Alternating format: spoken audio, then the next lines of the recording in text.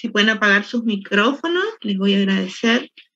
Distinguir diferentes tipos de estructura, identificar qué factores afectan a la formación de la estructura, interpretar la génesis o el origen de la estructura y analizar la estructura en la relación suelo-planta. Hemos visto que el sistema suelo es un sistema natural, vivo, abierto, compuesto por 3 fases, una fase líquida, una fase sólida, una fase gaseosa. Esa fase sólida está compuesta por sólidos minerales y sólidos orgánicos. Los sólidos orgánicos hacemos referencia a la materia orgánica del suelo, y los sólidos minerales es lo que hemos visto que están constituidos por los minerales primarios y los minerales secundarios del suelo, y esos minerales primarios y secundarios junto con las partículas minerales del suelo y las partículas orgánicas no están sueltas, sino que están en una cierta configuración o formando una cierta figura en el espacio y dejando huecos o poros en los que va a haber agua y va a haber aire. Entonces hoy vamos a ver esa parte. Hemos visto que está constituida por partículas minerales llamadas partículas primarias y que por su tamaño se agrupan en arena, las más grandes, limo, las intermedias, y arcilla, las menores a 2 micras, las de menor tamaño. Hemos visto que a partir de la proporción de arena, limo y arcilla que encontramos en un suelo, vamos a establecer la textura de ese suelo. Y así hablamos de una textura arenosa, una textura franca, una textura arcillosa. Hoy vamos a ver que esas partículas primarias menores de 2 milímetros, arena, limo y arcilla, generalmente no se encuentran sueltas en el suelo, sino que están conformando partículas que se las llama partículas secundarias o agregados del suelo. Y esos agregados del suelo componen lo que se denomina la estructura del suelo. Acá podemos ver, por ejemplo, una foto que sacamos de un horizonte, de un perfil de suelo, y vemos que hay agregados, las partículas están unidas, formando, fíjense, distintos cuerpos, distintas formas, y es lo que llamamos agregados, o PEDs, o terrones, a mayor tamaño. Entonces, la estructura es una propiedad física del suelo que, a diferencia de la textura, que habíamos dicho que no es afectada por el uso del suelo, dijimos de la textura que se mantiene a lo largo de los años, la estructura es una propiedad física del suelo que es dinámica, es decir, que cambia, y es afectada por las prácticas y el uso antrópico, lo que haga el hombre con ese suelo. Podemos definir, en base al Departamento de Agricultura de los Estados Unidos, se puede definir la estructura como el ordenamiento de las partículas arena, limo y arcilla formando partículas compuestas o agregados o partículas secundarias que están separadas de las del lado y que tienen propiedades diferentes de las de una masa de igual partícula elemental sin agregación. Es decir, que esas partículas primarias del suelo, al estar agrupadas, adquieren propiedades diferentes a si estuvieran las partículas elementales sueltas. Para que exista estructura, para que haya formación de un agregado, se requieren 2 procesos. Un proceso llamado floculación o unión y un proceso de cementación o pegado. La floculación, hemos visto, ustedes ya han visto en otras asignaturas, sobre los coloides y estudiaron las distintas propiedades que presentan los coloides. Saben que las partículas coloidales presentan cargas en superficie y que esas cargas generan un campo electromagnético alrededor de la partícula, un campo eléctrico. Entonces la partícula coloidal se rodea de iones, ¿sí?, positivos y negativos, y lo que recordarán ustedes que esos iones, que también se denominan contraiones, si son de signo positivo, la mayor cantidad en esta nube que llamamos capa difusa o doble capa que ustedes estudiaron, las partículas coloidales, por ejemplo, las partículas de arcilla generalmente presentan en sus caras signos negativos. Entonces la concentración de iones positivos va a ser mayor cerca de la superficie de la partícula, y a medida que se alejan de la superficie de la partícula van a ir disminuyendo los cationes y aumentando los aniones. Todo esto ustedes ya lo han estudiado. Si no lo recuerdan, les pido que repasen. Pero para que exista floculación, tiene que las fuerzas de atracción ser mayores que las fuerzas de repulsión. Cuando en el sistema las fuerzas de repulsión son más altas, entonces el sistema está disperso. Pero cuando las fuerzas de atracción son mayores, el sistema puede flocular. Y acá tenemos dos cationes. El sodio, que es un agente dispersante, es un catión monovalente que tiene un radio pequeño, pero un radio de hidratación muy grande, y que favorece la repulsión o la dispersión en el sistema suelo-agua. Y el calcio, que es uno bivalente, y que por el contrario lo que propicia son las fuerzas de atracción entre partículas. Cuando esas fuerzas de atracción superan las de repulsión, se produce la floculación. Entonces, cuando se produce la floculación, la unión entre partículas de suelo, se forma un flóculo. Ese flóculo puede, en forma reversible, volver nuevamente a dispersarse. Para que no ocurra eso y para que el flóculo mantenga su forma y sea estable ese agregado, es necesario que exista la cementación. Dijimos que estructura es floculación más cementación, porque la cementación va a estar llevada adelante por agentes cementantes, como partículas de arcilla, coloides inorgánicos, irreversibles o reversibles, como los óxidos e hidróxidos de hierro y aluminio, coloides orgánicos, como la materia orgánica, los ácidos húmicos, por ejemplo, y los carbonatos de calcio, que son compuestos carbonados inorgánicos.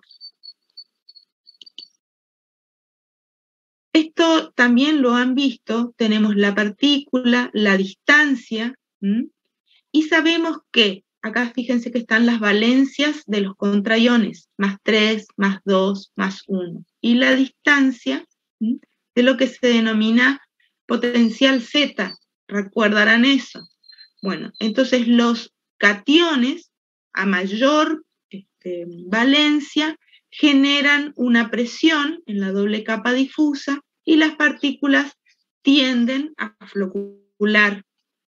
Un aumento de la concentración de electrolitos también hace que fíjense acá tenemos una concentración 0,1 y acá una concentración menor de un electrolito, 0,01, es decir, acá está menos concentrado y acá está más concentrado, y lo que vemos es que un aumento en la concentración de electrolitos aumenta ese efecto de apantallamiento que se produce entre las capas difusas de las partículas, y eso hace que caiga el potencial Z y que las partículas puedan acercarse tanto hasta que comienzan a actuar las fuerzas, recordarán las fuerzas de Van der Waals o de atracción intermolecular, y se vuelve la partícula se une con otra partícula y forma ese flóculo. Entonces, para que exista estructura, tiene que haber floculación, para que se forme ese flóculo, y cementación, la participación de uno de esos agentes cementantes que mencionamos, para que cemente, selle, pegue esa unión. Y eso va a hacer que se mantenga ese flóculo o ese agregado se mantenga como tal. Las jerarquías de la estructura, bueno, tenemos jerarquías que van desde micrones, donde no podemos observar a simple vista, que son las láminas de arcilla, los cristales de arcilla, nosotros no los podemos ver a simple vista.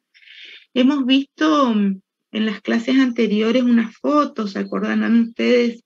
Por ejemplo, hemos visto mormorillonita, caulinita, vimos cómo las láminas de mormorillonita se expandían con el agua, se contraían cuando estaba el suelo seco, pero todo eso se podía ver a través de un microscopio electrónico.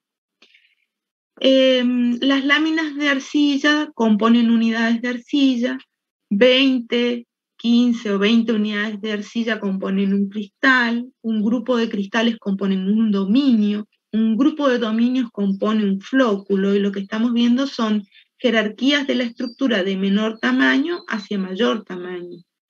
Los flóculos se reúnen para formar microagregados. Los microagregados se reúnen y forman agregados más grandes, que se llaman macroagregados. Los macroagregados se reúnen y forman grumos, y los grumos se reúnen y forman terrones. Estas jerarquías, macroagregados, grumos y terrones, son afectadas por la acción del hombre, ya sean las labranzas, los sistemas de cultivo. De microagregados hacia abajo, hablamos de microestructura. De macroagregados hacia arriba, macroestructura. En la microestructura, el hombre mayormente no participa con su... O sea, la actividad antrópica no tiene mayor impacto, pero hay casos puntuales en los que sí, y es cuando el hombre, por ejemplo, comienza a hacer un riego con un agua de mala calidad y produce, por ejemplo, la sodificación del suelo. Habíamos visto el proceso de sodificación cuando vimos Génesis, y también vimos el proceso de salinización. En el caso del proceso de sodificación, donde lo que aumenta es el sodio que está absorbido en los coloides, el sodio es dispersante. Entonces no se van a formar flóculos ni los suelos van a estar bien estructurados, sino por el contrario, cuando el porcentaje de sodio que hay dentro del complejo de cambio absorbido a esas partículas coloidales es alto, ya vamos a aprender, más del 15%, el suelo va a tender a estar disperso y la estructura va a ser mala. Entonces vimos que esas láminas de arcilla se reúnen para formar cristales, los cristales se reúnen para formar dominios. Acá tenemos dominios de arcilla, el tamaño, es decir, que un dominio de arcilla es un grupo de cristales de arcilla que están orientados y que se mantienen unidos a través de puentes catiónicos. Entre un cristal de arcilla y otro, en el medio se acomodan partículas de agua, que son dipolos, y entre el medio de las partículas de agua se colocan cationes, como por ejemplo el calcio, formando un puente catiónico, o un hidrógeno, formando un puente de hidrógeno. De manera que hace que esas caras de cristales se mantengan orientados y unidos y formen una unidad llamada dominio. Este es un modelo muy conocido dado por Emerson, que todavía sigue vigente, donde nos muestra cómo pueden unirse las partículas. Fíjense, estas rayitas que están acá son los dominios, ¿sí? Primero vamos a mirar los dominios. Fíjense, busquemos la letra D. La letra D acá. Nos muestra un dominio unido a otro dominio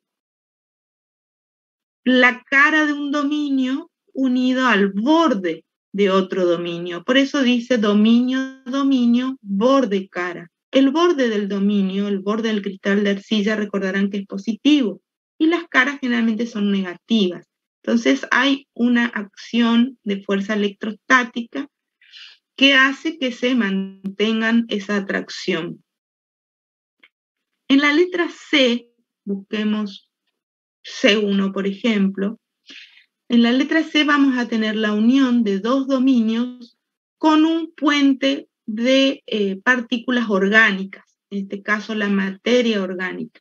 Y va a depender, por ejemplo, la materia orgánica puede estar uniendo dos dominios a través de sus caras o puede estar uniendo los bordes de un dominio con la cara de un dominio. Esto que parece un gusanito es el polímero orgánico.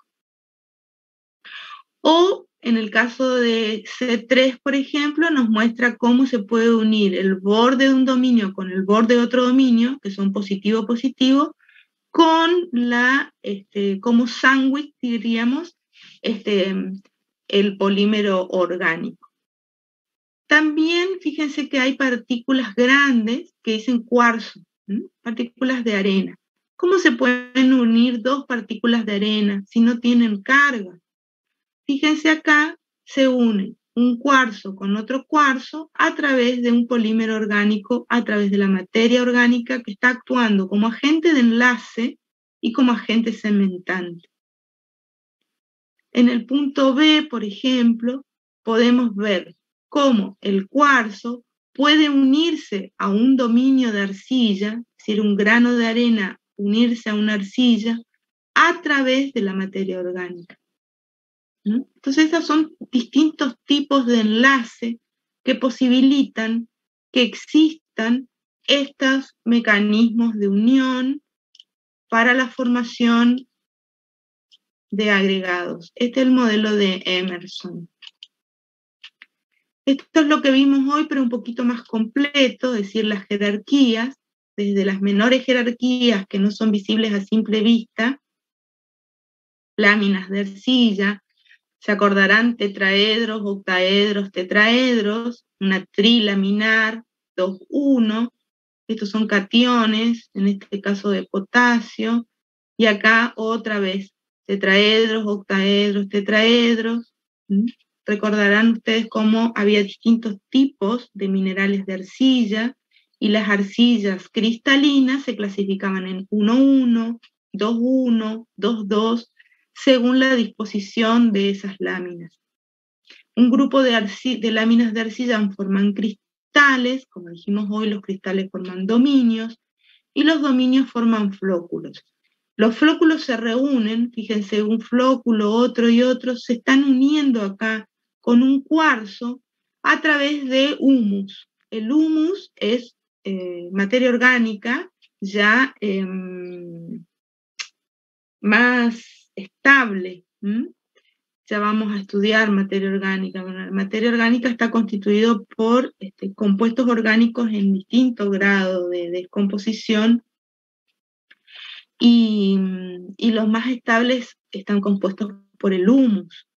Entonces acá el humus forma un mato de calcio, por eso está el calcio ahí, y forman como puentes de materia orgánica que unen partículas de cuarzo con cristales de arcilla, y se forma un microagregado. Ahora fíjense cómo varios microagregados se unen para formar un macroagregado de mayor tamaño. Y estos hilos negros que se ven acá son hifas de hongos. Porque fíjense que a nivel microestructura son a través de procesos físico-químicos, pero a nivel de macroestructuras, en las uniones ya participan la materia orgánica y los organismos y microorganismos del suelo. En este caso estamos viendo los hongos. Por eso el hombre, con su accionar, puede afectar esta parte de la macroestructura. Por ejemplo, si hace una labranza intensa, va a romper terrones, va a romper grumos, va a romper macroagregados, y la materia orgánica va a quedar expuesta al sol, a la temperatura, al aire, y va a pasar a descomponerse, liberar dióxido de carbono a la atmósfera, y estas hifas se van a secar, se van a morir, es decir, que este pegado o esta unión por hifas es temporario, dura mientras dura la hifa. Lo mismo la raicilla, las raíces de las plantas también están uniendo microagregados para formar macroagregados, pero son cementantes o pegados temporarios, porque cuando muere la planta o cuando muere sin necesidad de morir la planta, muere esa raíz va a incorporar materia orgánica, pero esa acción mecánica de unir partículas ya no la va a ejercer esas tensiones. Bueno, y acá lo que vemos es muchos macroagregados formando un gran terrón.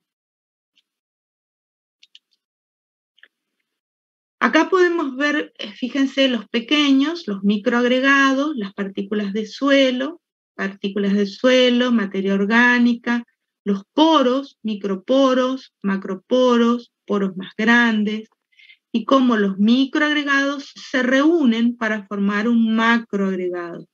Y a su vez los macroagregados se reúnen para formar un terrón, un agregado más grande. Estas son etapas de jerarquización. Y este es otro diagrama jerárquico de la agregación de un suelo. Fíjense, por ejemplo, esto como ven acá, vamos por parte, microagregados. Acá tenemos un microagregado, otro microagregado. Estas partes oscuras que están en el centro, no es casual que lo pongan en el centro, sino que es en el centro de los microagregados donde el carbono es protegido. Esto es tan pequeño que acá es difícil que este carbono sea atacado fácilmente. Entonces es así como el suelo, en el interior de los microagregados, protege el carbono para que no se mineralice. Y es lo que se llama captura de carbono. Esa captura de carbono, fíjense que acá el carbono está rodeado de partículas de distinta naturaleza. Estas son de arcilla, estas son de limo. Después, esto que parecen son las hifas, esto es una raíz. O sea, la parte biótica contribuye a la agregación. Entonces, ¿qué factores afectan la génesis de la estructura o el origen de la estructura? Factores abióticos, por ejemplo, los puentes catiónicos, como dijimos, de calcio o de hidrógeno. La interacción entre las partículas de arcilla, estuvimos viendo cómo las partículas de arcilla se atraen cuando floculan, cuando las fuerzas de atracción superan las de repulsión. Entonces, por cargas, como las partículas de arcilla están cargadas, generan entonces esa nube, que nosotros la llamamos doble capa difusa. Entonces, a través de fuerzas intermoleculares y fuerzas de Van der Waals que actúan entre las partículas de arcilla. Las alternancias de mojadura y secado, cuando se moja, se rodean esas partículas de agua y se separan. Pero cuando se produce el secamiento del suelo o la deshidratación, las películas de agua que están alrededor de las partículas disminuyen, las partículas pueden acercarse más y pueden flocular. En la alternancia de congelamiento y deshielo, ahora vamos a ver cómo afectan según sea un congelamiento rápido o lento. Los coloides de hierro y aluminio, vimos que existen suelos muy ricos en hierro y aluminio como los suelos rojos, y esos coloides de hierro y aluminio en esos suelos rojos son muy importantes como factores que originan la estructura de esos suelos. También, como dijimos hoy, hay factores bióticos que contribuyen a la formación de los agregados. La materia orgánica, toda la actividad microbiana, hongos, bacterias, y no solo la los hongos, por ejemplo, a través de sus hifas, las bacterias a través de sus exudados, los exudados microbianos, los mucílagos, forman parte de geles y que terminan pegando, uniendo, ayudando a que se forme esa estructura. El efecto de la vegetación, no solo a través del aporte de la materia orgánica, sino mecánico a través de las raíces. Las raíces y raicillas van uniendo mecánicamente las partículas. De hecho, que si descalzan ustedes una planta, y sobre todo si tiene este tipo de raíz fasciculada, tipo raíces adventicias como gramíneas, por ejemplo, van a ver que pueden observar agregaditos de suelo que están colgando, formando parte de ese enmarañado de raíces, porque las mismas raíces han ido uniendo mecánicamente y favoreciendo la formación de ese agregado. Y el efecto de las lombrices, que algo habíamos hablado, de los coprolitos, que las raíces ingieren tierra, ingieren materia orgánica, mezclan el suelo con la materia orgánica y en sus deyecciones forman unos compuestos que son agregaditos que tienen esa materia orgánica, las partículas minerales y tienen productos de sus jugos gástricos, digestivos, que fueron haciendo una especie de pegado y forman esos agregaditos o coprolitos que favorecen la agregación y la estructura del suelo. Estos son los efectos catiónicos, nada más que en más detalle. Ya vamos a volver a ver esta parte, pero solo les voy a mencionar, los suelos de álcalis blancos son los suelos salinos. Suelos salinos se llaman porque tienen mucho cloruro de sodio, mucho sulfato de sodio en la solución del suelo. Como vimos al principio, altas concentraciones de electrolitos favorecen la agregación del suelo, porque favorecen la floculación. En cambio, suelos sódicos, que también se llaman suelo de álcalis negro, donde el sodio principalmente está absorbido en el complejo de cambio y tenemos ese gran porcentaje de sodio intercambiable adentro en el complejo de cambio, el sodio actúa como dispersante. ¿Y por qué actúa como dispersante? Porque primero que el problema del suelo sódico es el sodio que está en el complejo de intercambio. No es el sodio, digamos, que está en las sales, sino el que está absorbido. De hecho, que uno clasifica, por ejemplo, un horizonte como, por ejemplo, un BT nátrico, como un horizonte B, rico en arcilla y rico en sodio, y para ponerle la palabra nátrico, medimos el sodio intercambiable, y cuando supera el 25% del complejo de cambio, ahí le damos ese nombre.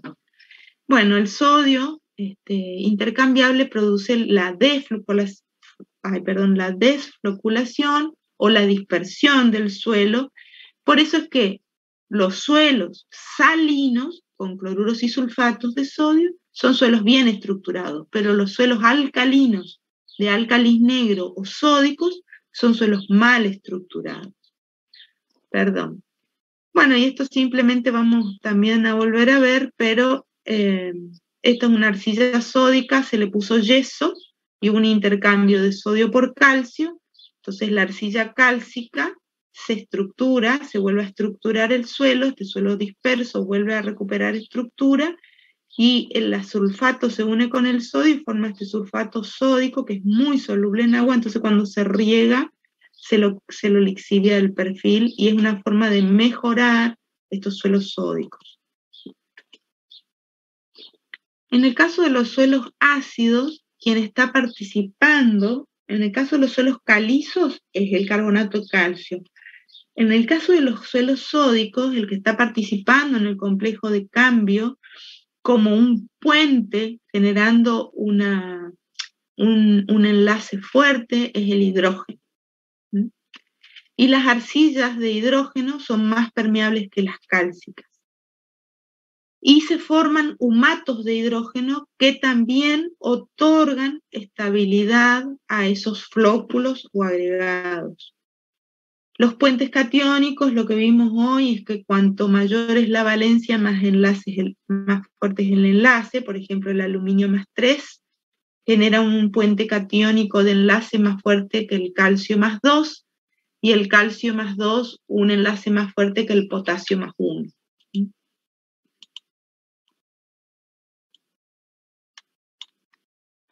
Bueno, la interacción entre las partículas de arcilla. Tenemos agentes de enlace y agentes cementantes. ¿Qué quiere decir esto? Que las partículas de arcilla pueden ser agentes de enlace entre, por ejemplo, hemos visto entre dos partículas de arena, o pueden ser agentes cementantes, rodeando también los flóculos y cementando.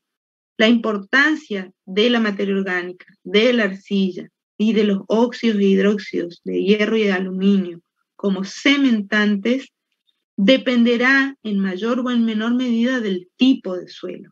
Por ejemplo, en suelos rojos, los óxidos de hierro y de aluminio van a tener un papel predominante y preponderante en la estructuración. En un suelo arenoso, con un contenido pobre de arcilla, por ejemplo, menos del 10%, 10%, 12% de arcilla, la materia orgánica es la que va a tener un papel preponderante, ayudando o mejorando la agregación. Y en un suelo arcilloso, la arcilla tiene un papel preponderante y la materia orgánica. Bueno, la alternancia de mojadura y secamiento ya lo dijimos, que mejora, ayuda a la formación de la agregación. Cuando se moja hay una separación de las partículas. Cuando hay un aumento de agua, de contenido de agua en el suelo, hay menor cohesión entre partículas, y al revés, cuando el suelo se está secando o se seca, esas partículas se mantienen más juntas y favorece la floculación. El efecto del agua en la compresión del aire entrampado lo van a ver con mayor detalle en la segunda parte de la clase, pero básicamente nosotros tenemos un suelo, un agregado de suelo. En ese agregado de suelo hay partículas primarias, arena, limo y arcilla, y hay materia orgánica, están formando un agregado, hay espacios con poros con aire y poros con agua. Si nosotros humedecemos ese agregado, vamos a suponer que comienza una lluvia, al entrar agua a esos poros que tienen aire, si el agua entra muy rápidamente, no le da lugar a ese aire a salir, el agregado se rompe, se dice que estalla, porque ese aire que está entrampado ahí adentro de los poros no puede salir y genera una presión interna muy grande y se desarma ese agregado. Se puede romper en muchos agregados más pequeños o directamente se puede disgregar totalmente en sus partículas que lo conforman. Eso lo vamos a ver. Eso va a depender de una propiedad de la estructura que se llama estabilidad del agregado.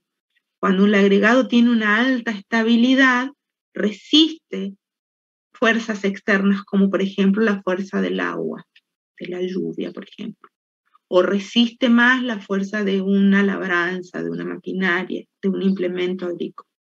Y cuando es de baja estabilidad, el agregado se disgrega fácilmente. Bueno, la alternancia congelamiento y deshielo, dijimos, favorece la agregación dependiendo de si ese enfriamiento es lento, se forman grandes cristales, y entonces hay un aflojamiento del suelo y favorece la agregación. Pero si el enfriamiento del agua que está en el suelo es rápido, se forman pequeños cristales y tiende a desagregar el agregado.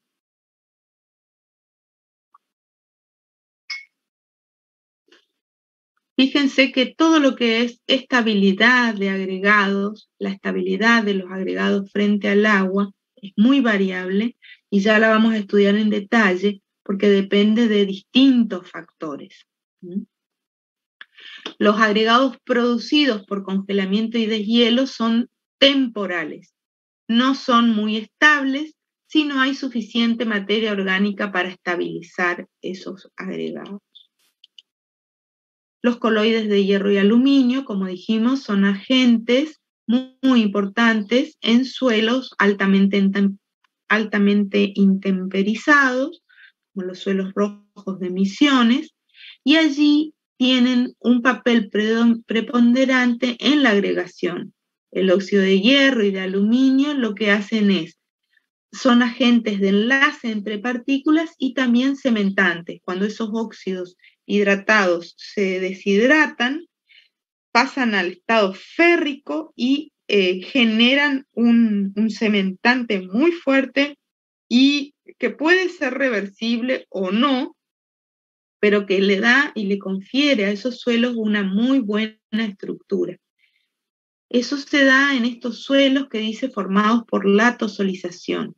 Hemos visto que la latosolización es un proceso de edafogénesis, de formación de suelos.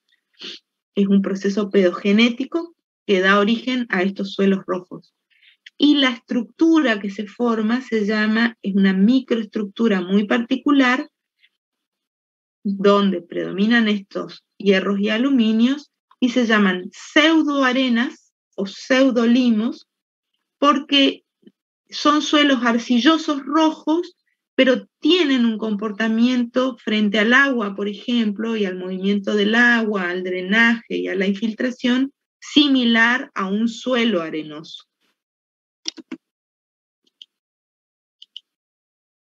Hay factores bióticos, como dijimos, que también favorecen el origen de estas estructuras.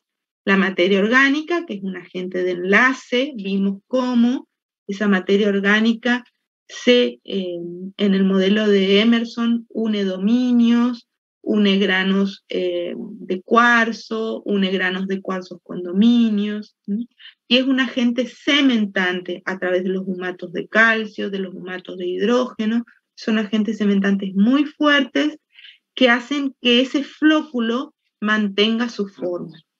Entonces la materia orgánica es más efectiva que la arcilla para la formación de agregados estables, excepto en los latosoles. ¿Por qué dice eso? Porque los latosoles son estos suelos rojos que hemos visto, donde el papel preponderante en la estabilidad de los agregados lo componen los óxidos de hierro y aluminio. La actividad microbiana es importante, la acción mecánica, como vimos a través de los hongos, las hifas, las bacterias con sus cuerpos celulares, y también efectos cementantes a través de productos o exudados de esta actividad de microorganismos. Productos como gomas, mucílagos, polisacáridos, que ejercen un pegado de esas partículas de suelo y favorecen a la agregación y a su estabilidad. Una acción estabilizadora de los productos que se descomponen de la materia orgánica, como los ácidos húmicos y ácidos fúlvicos. Los ácidos húmicos y fúlvicos ya vamos a ver más adelante, pero es la parte más estable de la materia orgánica. Y forman, por ejemplo, esos humatos de hidrógeno, humatos de calcio, que cementan fuertemente los flóculos, los agregados son estables, y si no también los ácidos fúlvicos, que en algunas, habíamos visto cuando vimos, por ejemplo, podzolización, bueno, bajo algunos, en podsoles, en oxisoles, en suelos rojos también, la materia orgánica puede formar estos complejos húmicos con el hierro y formar también, contribuir a la formación de agregados. El efecto de la vegetación, ya vimos, mecánica, a a través de las raíces y también en la incorporación de materia orgánica a partir de los residuos. Bueno, las raíces es una fuente de materia orgánica, aporta residuos. Cuando van creciendo van ejerciendo presiones y empujando partículas, acercando partículas, entonces tienen una acción mecánica. En la rizósfera, saben ustedes, es la zona influenciada por las raíces. La zona del suelo que está influenciada por la acción de las raíces se llama rizósfera y tiene particulares características diferentes al resto del suelo. Entonces, en esa zona de la rizósfera, las raíces al tomar agua deshidratan mucho esa zona vecina a la rizósfera, vecina a las raíces, y esa deshidratación, como hemos visto, la deshidratación hace que las partículas de suelo se acerquen y favorece la agregación. La excreción de mucílagos por parte y de otras sustancias, mucigel por parte de las raíces también favorece la agregación. Así que toda la actividad rizosférica favorece la agregación. La protección de los agregados en superficie. Si nosotros tenemos, por ejemplo, un campo y lo dejamos entre un cultivo y otro cultivo, y el cultivo siguiente lo dejamos el suelo desnudo, va a estar expuesto al calor, la temperatura, al aire y fundamentalmente a la acción de las gotas de lluvia. Entonces, esa lluvia, dependiendo la intensidad, va a tener mayor o menor efecto sobre esos agregados y dependiendo la estabilidad de esos agregados. Si nosotros tenemos una cobertura vegetal, esos agregados de suelo van a estar protegidos y el impacto de la gota de lluvia va a ser mucho menor. Si tenemos un suelo totalmente desnudo, el impacto es directo y es muy intenso. Así que la vegetación colabora en la protección de la agregación. El efecto de las lombrices, lo que dijimos, que ingieren tierra y materia orgánica y forman estos coprolitos, que son residuos que favorecen la agregación del suelo, esa mezcla que ellos hacen en su tracto digestivo, y después expulsan esos coprolitos que favorecen la estructuración del suelo. Y además ejercen también presiones, así como las raíces mientras se desarrollan y crecen van ejerciendo presiones, haciendo canales, túneles, las galerías y el sistema de galerías o túneles también lo hacen durante su vida las lombrices y van favoreciendo la unión entre partículas. Así que bueno, el efecto de todas estas actividades genera una buena estructura de suelo. Acá tenemos un perfil de suelo y lo que podemos observar son grietas, ¿sí? Y podemos ir observando distintas formas de agregados, acá un poquito más redondeados, más poliédricos. En los poliédricos, por ejemplo, ya vamos a ver, los tres ejes son más o menos, el X y Z son bastante parecidos.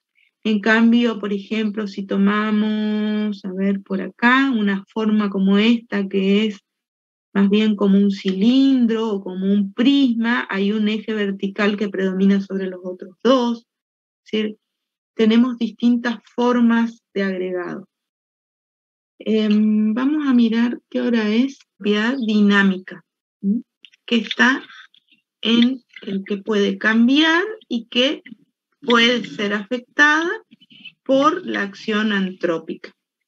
Profe, disculpe. Hay una pregunta en el chat, no sé si la va a responder ahora. Habla de la floculación, pregunta sobre la floculación, si ocurre en lo que sería una distancia menor a 1 nanómetro.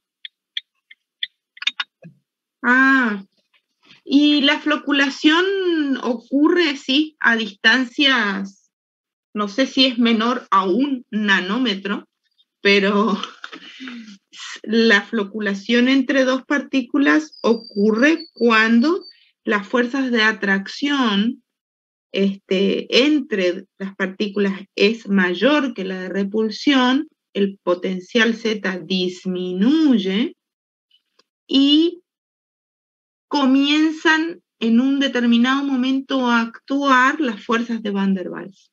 Y ese es el momento en que se produce la floculación.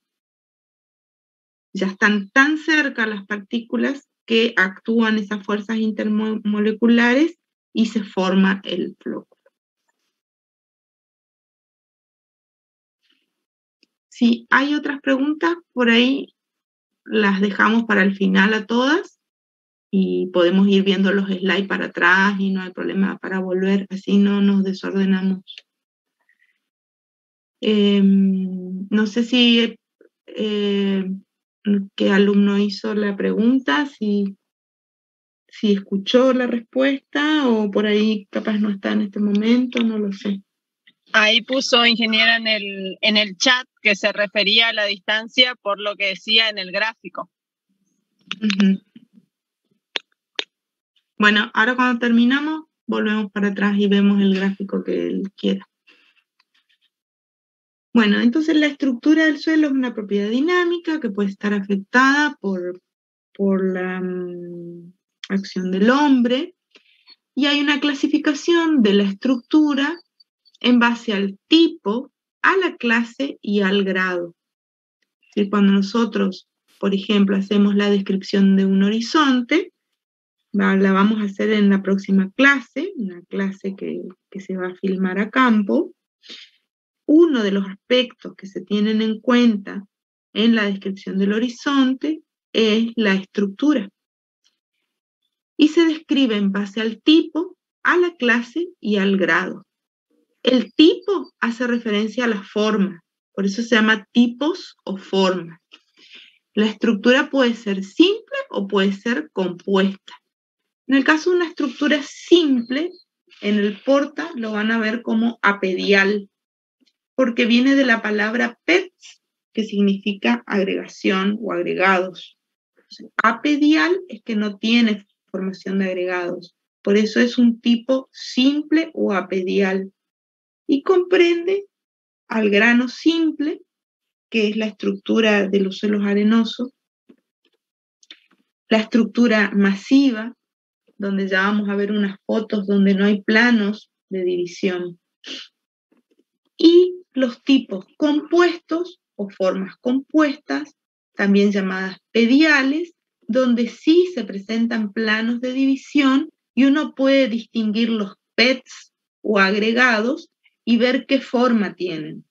Y en base a la forma decir, bueno, es una migajosa, granular, en bloques, forman prisma, parecen columnas, forman láminas, entonces recibe distintos nombres. En cuanto a la clase, cuando hablamos de clase de estructura, se hace referencia al tamaño. Puede ser de clase muy gruesa, clase muy fina, clase media, y en ese caso, ya vamos a ver, depende del tipo de estructura. Hace referencia al tamaño. Y el grado de desarrollo, donde la estructura está pobremente desarrollada o fuertemente desarrollada, y es una propiedad de la estructura que tiene que ver con la estabilidad de los agregados. Si una estructura que tiene un grado de desarrollo fuertemente desarrollado se va a asociar a una estabilidad de agregados alta. Y pobremente de grado de desarrollo a una estabilidad de agregados baja. Ya vamos a ver. Entonces, primero, tipo, clase y grado. Vamos a los tipos de estructura. Este es un tipo apedial, sin planos de división, característico de los suelos arenosos. Ahí tenemos los granos, se ven los granos sueltos, individuales, no muestran una tendencia a agruparse, no hay coherencia. Esta es una estructura grano simple y es una estructura apedial. Otra estructura apedial es la estructura masiva. El suelo parece una masa. Fíjense, no podemos observar poros acá. Una masa continua, parece como cementado, es muy coherente. Es difícil ver que puedan crecer las raíces acá o que el agua pueda llegar a circular acá. No hay poros. Está formando una masa coherente.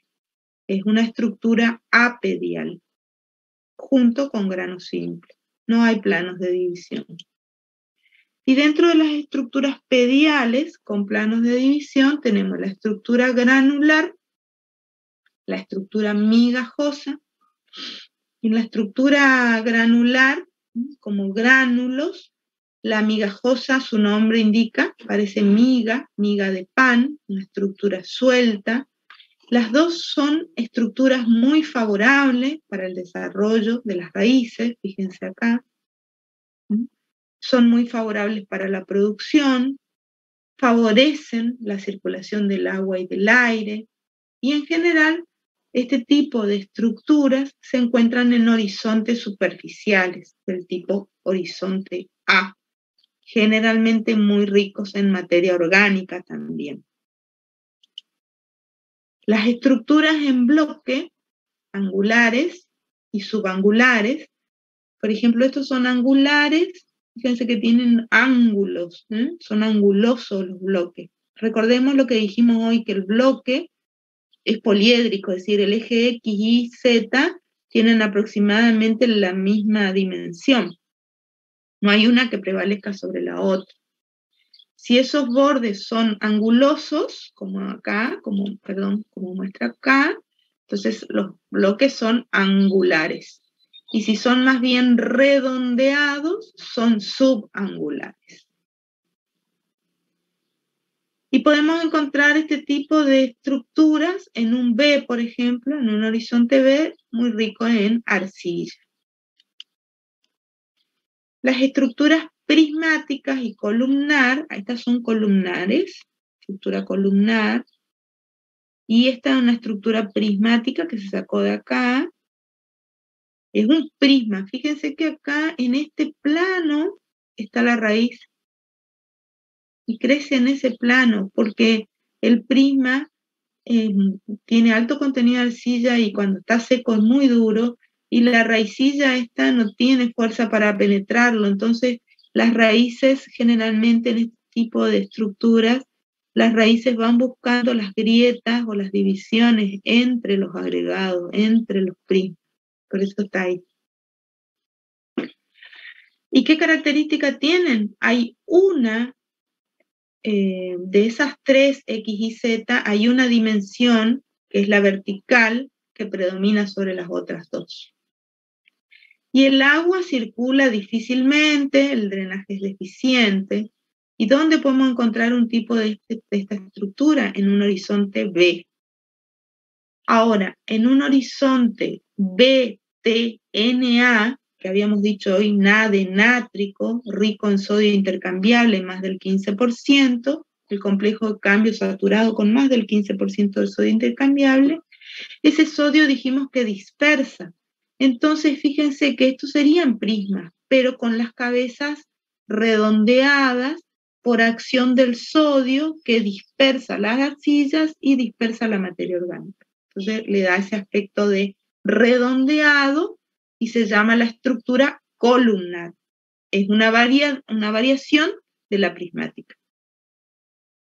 También en la columnar hay un eje principal vertical que predomina sobre los otros dos, pero las cabezas de los prismas están redondeadas. Y la estructura laminar, que acá está muy bien, se ven cómo se disponen en platos, en láminas. Y fíjense esta estructura laminar, acá se ve perfecto, fíjense el agua cuando llueve pega acá y para dónde va a ir. Fíjense que la disposición horizontal va a hacer que el agua no pueda penetrar verticalmente y van a predominar poros no verticales sino horizontales. Entonces la penetración del agua va a ser muy dificultosa. Y la emergencia de las plántulas, suponiendo que tenemos una semilla por acá abajo, que emerjan esas plántulas, van a tener que romper todo esto, también va a ser dificultoso. Y fíjense que estos poros horizontales que puede llegar a ver acá entre los platos no van a estar fácilmente intercomunicados, porque las mismas láminas van disponiendo una posición horizontal de los poros. Entonces eso también va a afectar a la aireación del suelo. Vamos a tener una clase sobre aireación del suelo y vamos a volver sobre este tema de la distribución de los poros y el tipo de poros. Este tipo de estructura la podemos encontrar en llanuras aluviales, es decir, cerca de los ríos. Pueden ser distintos planos de deposición de sedimentos con las crecientes, pueden ir depositándose como sedimentos que van formando estas láminas.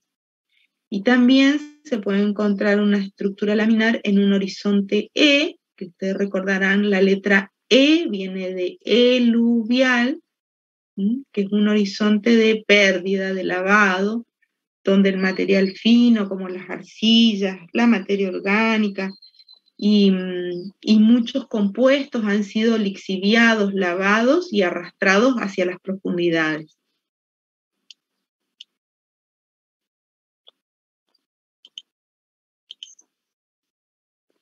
La estructura, además de clasificarse por su tamaño, su forma o tipo, se clasifica por su tamaño.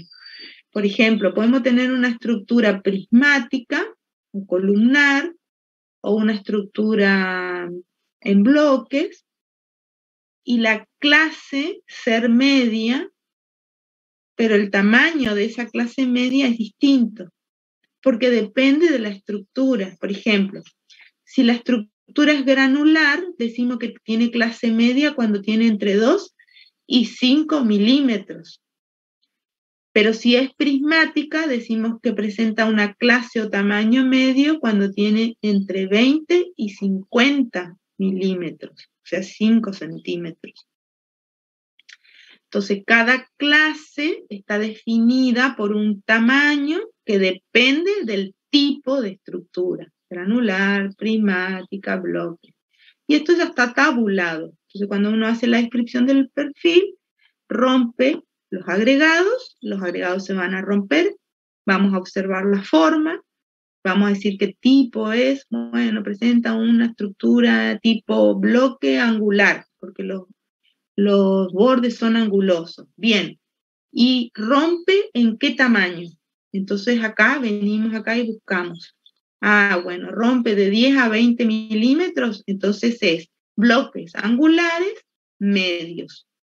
Y así se va describiendo la estructura que presenta ese suelo. Una propiedad fundamental y muy importante de la estructura, como dijimos hoy, es la estabilidad de los agregados. Esa estabilidad se puede definir como la resistencia que presenta el agregado del suelo a oponerse a su desintegración por acción del agua o por un implemento agrícola. Es la capacidad que tienen los agregados de mantener su forma al ser sometido a distintas fuerzas externas. Entonces, cuando el agregado conserve su forma, a pesar de ser sometido a fuerzas, por ejemplo, del agua, irruptivas de una lluvia, cuando conserve esa forma, a pesar de que altas presiones o tensiones sean ejercidas sobre él, decimos que tiene una estabilidad alta, que la estabilidad de los agregados es alta. Y cuando se rompe fácilmente, la estabilidad es baja.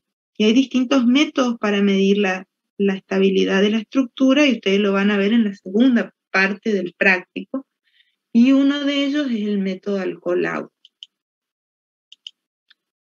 Acá lo que vemos es en el eje de las X el carbono orgánico, o sea, recordarán, bueno, no sé si se lo hemos dicho, pero el carbono orgánico forma parte de la materia orgánica. Un 58% de la materia orgánica del suelo está constituido por carbono orgánico. Entonces acá en el eje de las X tenemos el carbono orgánico y en el eje de las Y tenemos el porcentaje de agregados estables al agua. En este caso se hace un hay una evaluación de la estabilidad de la agregación o de la estabilidad del agregado bajo la fuerza irruptiva del agua.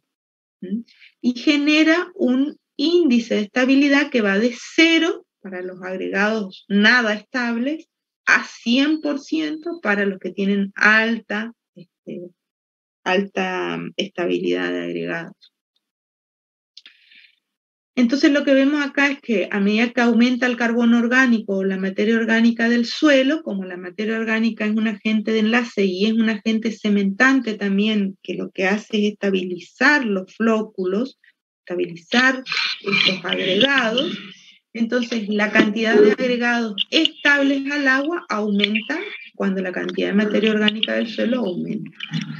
Y esa materia orgánica del suelo, en este caso, está en función del uso del suelo. Fíjense, PP es pasturas.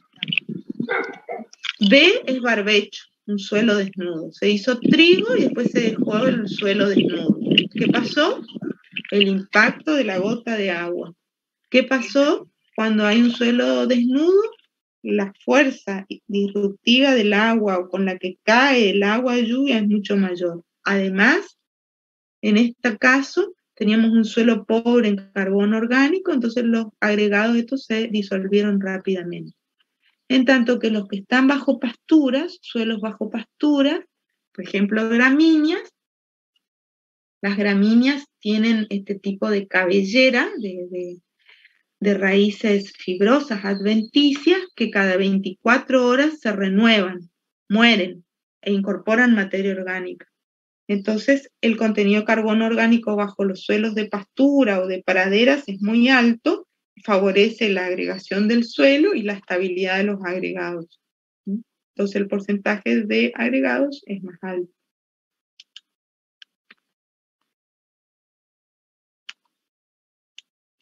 Hay factores que afectan a la estabilidad. Algunos factores son propios del suelo y otros son factores externos al suelo. Dentro de los factores externos al suelo tenemos factores naturales y factores antrópicos, por acción del hombre. Los factores naturales que afectan la estabilidad, los ciclos de humectación y desecamiento, congelamiento y deshielo, las características de la lluvia, la intensidad de la lluvia, y acá también entra a jugar si ese suelo se encuentra desnudo o cubierto por vegetación y protegido. Y los factores antrópicos, qué técnica de cultivo se aplica, qué tipo de cultivo, si es un cultivo compacto, donde hay una alta densidad de siembra, o es un cultivo en hileras, dejando entrelineos, entonces no todo el suelo está cubierto.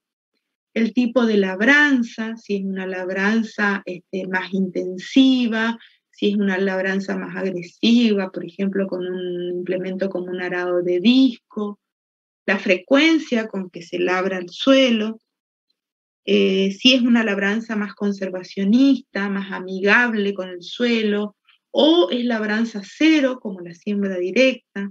Todo eso van a ser factores antrópicos que van a influir en esos agregados.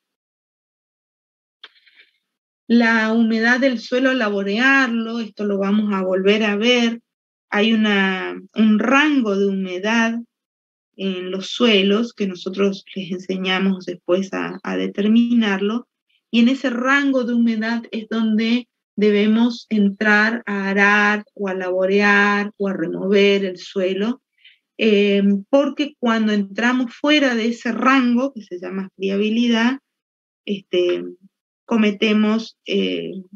perjudicamos a la estructura del suelo. Después tenemos técnicas de riego y de calidad de agua, eso lo mencionamos hoy. Cuando uno va a hacer un riego y no hace análisis del agua, o sea, hace una perforación, pero no conoce la calidad del agua y comienza a regar el cultivo, si el agua es rica en sales, puede producir una salinización. Si el agua es rica en sodio, puede producir una sodificación. Como dijimos, el sodio afecta a la estabilidad de los agregados. Y el tránsito de maquinarias que produce ruptura de los agregados y otros efectos que todavía no vimos, que vamos a ver mañana, como compactación del suelo o compresión. Hay factores del suelo, propios del suelo, que afectan la estabilidad. Por ejemplo, la textura. Esto lo van a encontrar dependiendo del autor. Algunos autores dicen 8, entonces vamos a tomar 8 a 12. Cuando el contenido de arcilla supere un valor de 8 a 12% por encima de 8 o de 12 según el autor, se favorece una estructura estable y por debajo de ese valor la estructura va a ser inestable. La materia orgánica, mayor contenido de materia orgánica, mayor estabilidad de la estructura. Los óxidos de hierro favorecen la estructuración y la estabilidad de los agregados. Los sódicos, como ya dijimos, el sodio en el complejo de cambio dispersa el suelo, favorece la desfloculación o dispersión del suelo, afecta enormemente la estabilidad de esos agregados, la cobertura de superficie de la cual ya hablamos.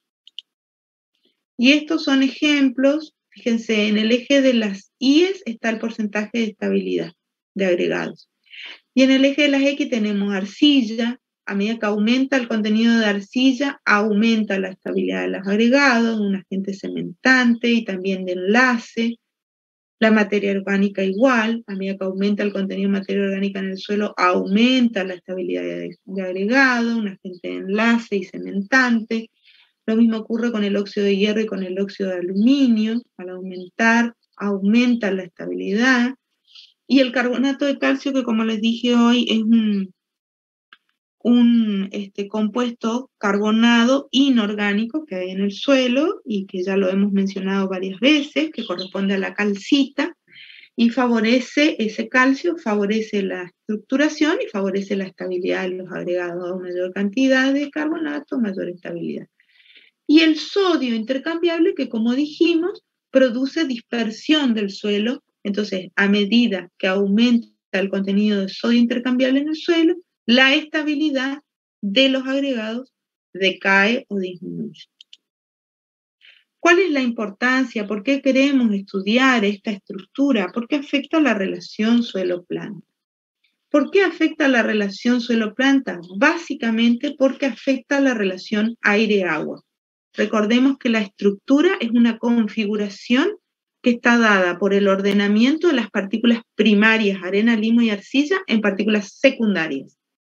Y ese ordenamiento deja huecos o poros que pueden estar ocupados por agua o por aire. Entonces, la estructura va a determinar esa relación aire-agua del suelo para el desarrollo de esos cultivos.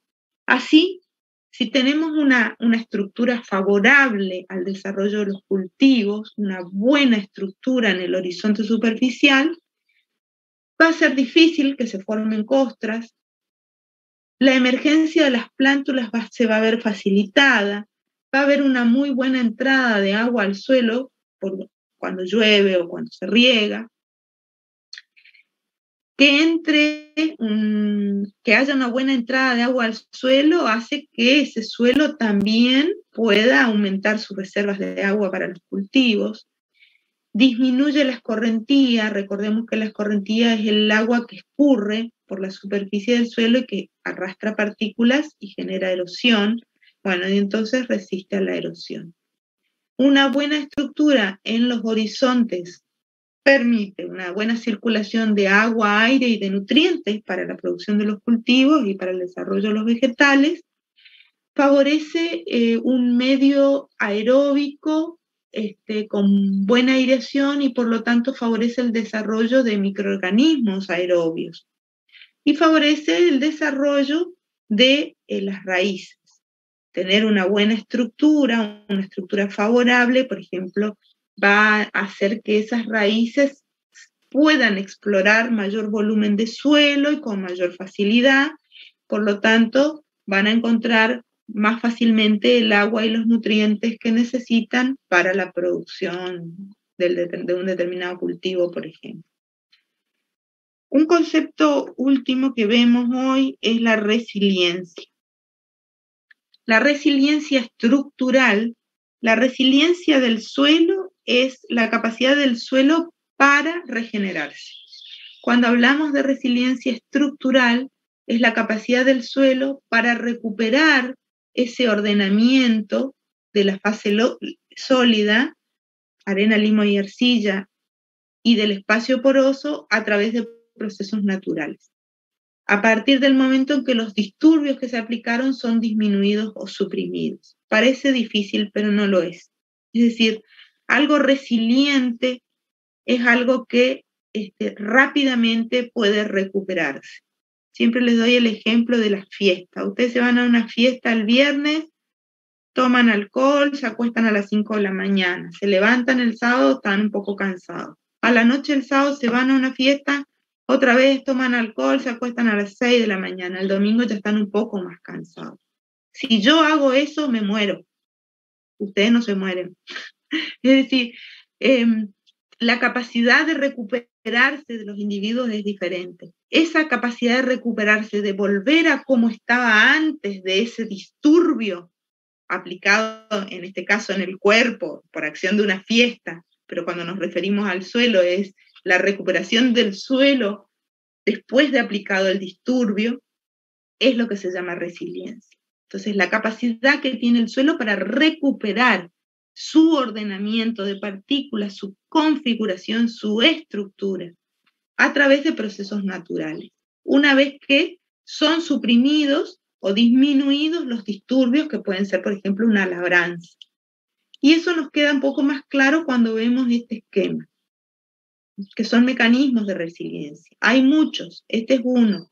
Tenemos acá un agregado o un terrón que tiene planos acá de debilidad. Entonces, vamos a suponer que aplicamos una labranza y rompemos ese agregado. O ese suelo se humedeció y se secó a través de varios ciclos de humedecimiento y secado y se rompió en agregados de diferente tamaño. Agregados pequeños, microagregados y agregados más grandes, macroagregados. Pasa el tiempo y las raíces de un pasto, por ejemplo una gramínea como el ryegrass, pueden en forma natural comenzar y volver a reunir esos agregados, a formar de nuevo por acción de las raíces, una acción mecánica, pero también, como dijimos, una acción de exudados, de mucílagos y exudados que se generan en la rizósfera, incorporación de materia orgánica, entonces se vuelve a formar un terrón estable o estabilizado por las raíces, por las secreciones, por el carbono orgánico. Entonces, eso es la resiliencia. Después de interrumpida esa disrupción, se vuelve a formar ese terrón en forma natural.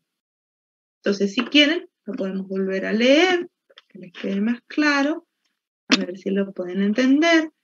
Resiliencia estructural hace referencia a la capacidad de recuperar la estructura, la capacidad que tiene un suelo para recuperar el ordenamiento de la fase sólida y del espacio poroso a través de procesos naturales a partir del momento en que los disturbios aplicados son disminuidos o son suprimidos. Y esto un poco resume, lo pueden encontrar en el libro de Taboada, cómo podemos pasar, porque dijimos que la estructura es una propiedad física del suelo y que es dinámica, y que hay factores naturales y hay factores antrópicos que la afectan. Podemos pasar de un estado estructural favorable, con mayor cantidad de agregados estables, a un estado estructural 2 menos favorable, con menos cantidad de agregados estables. ¿Cómo podemos pasar de un mejor estado estructural a un peor estado estructural? A través de la desagregación. ¿Por qué puede haber desagregación del suelo? Factores antrópicos como laboreo intenso, barbechos, dejar el suelo desnudo, monocultivos, y factores naturales como lluvias intensas, erosivas. El limo, hemos visto cuando vimos texturas que el limo tiende a favorecer la erosión y tiende a favorecer la formación de costras en superficie. que son de baja estabilidad, entonces si hay texturas limosas, los agregados van a ser de baja estabilidad. Bajo contenido de materia orgánica, baja cantidad de calcio, y puede haber alto PCI, y eso favorecer la desagregación. Ahora, podemos pasar de un estado estructural no favorable a uno más favorable para el desarrollo de cultivos, por ejemplo, que pueden ser por factores antrópicos, por ejemplo, agregamos una pastura, agregamos un abono orgánico, hacemos barbechos pero cubiertos con vegetación, por ejemplo, un cultivo de cobertura, que es un cultivo que se siembra entre un cultivo anual y otro, o entre dos cultivos comerciales, y se siembra, para no dejar el suelo desnudo, se siembra, por ejemplo, un centeno, se lo deja crecer unos 30, 40 centímetros, y después se lo corta y se lo incorpora como materia orgánica. Bueno, esas son prácticas, buenas prácticas. Rotaciones de cultivo favorecen entonces la formación de buenas estructuras, y factores naturales, como ya dijimos, el humedecimiento del secado, altos porcentajes de calcio, de materia orgánica y bajo sodio. Entonces, la estructura, podemos nosotros como ingenieros proteger el suelo, no dejarlo desnudo, y hacer prácticas que favorezcan la estructuración del suelo, lo que hemos estado viendo recién. Incorporar en la rotación de cultivo a las gramíneas, hacer también, por ejemplo, cultivos intercalados, perennes con anuales, o rotaciones perennes anuales, rotaciones leguminosas, gramíneas, y la labranza, elegir por ahí sistemas de labranza más amigables con el suelo, del tipo labranza mínima o labranza cero. Evitando la labranza intensiva. Y el efecto de la cal, por ejemplo, si tenemos suelos más bien ácidos, el agregado de carbonato de calcio, o de una cal, o de otra, cualquier enmienda de cal, de caliza que tenga calcio, va a favorecer la restauración de la estructura, y el estercolado también, el agregado de materia orgánica, favorece la formación de la estructura. Así que nosotros como ingenieros podemos favorecer esa estructuración, proteger esa estabilidad que tenemos, o favorecer la estabilidad de los agregados, o podemos con nuestras acciones, por el contrario, de favorecer a la estructuración y favorecer a la degradación física del suelo. Esta es la bibliografía básica. Va a haber para todo lo que es origen de la estructura, génesis de la estructura, aporta en general para todo lo que es clasificación de la estructura, estructuras pediales y apediales. Tabuada es este librito de la UBA, que se los recomiendo en realidad para medio para todo, física del suelo, porque es muy entretenido leerlo y es cortito y muy ameno. Y en la parte de estructura está muy bueno como muestra lo del binding y el bonding. El binding es un pegado y el bonding ya es como un enlazado, un pegado más, más persistente, y el binding es un pegado del tipo temporario. Un binding es hecho, por ejemplo, por hifas de hongo. Cuando muere el hongo, muere la hifa, se termina el pegado. Y un bonding es un pegado a través de polímeros como los ácidos húmicos o los humatos, por ejemplo, que ya es un material orgánico estable en el suelo. Bueno, y el WIL para todo lo que es relación suelo-planta, para todos los temas. Si quieren, podemos ir a las preguntas. Son las muy bien, 16, profe, te voy trasladando. Una pregunta es, pide si puede aclarar a qué se refería cuando hablaba de dominio. Ajá. Sí, claro, yo entiendo que son muchas cosas nuevas, van a tener que repasar, van a tener que leer, van a tener que estudiar y fijar para poder alcanzar después a no solo comprender el tema, sino poder relacionarlo con los otros temas. En 1 hora y media se volcaron muchos conceptos muy importantes y requieren de un proceso para poder entenderlos y requieren de mayor lectura por parte de ustedes. Les puedo recomendar que repasen primero lo que es coloides, lo que es una partícula cargada eléctricamente, lo que genera a su alrededor. Luego repasar lo que ya vimos de minerales secundarios, de arcillas cristalinas, 1,1, 2,1, para así poder llegar a lo que es un cristal de arcilla, cómo están conformados esos cristales de arcilla, y entonces ahí poder llegar a la formación de un dominio que es un conjunto de cristales. Entonces es un proceso que ustedes tienen que ir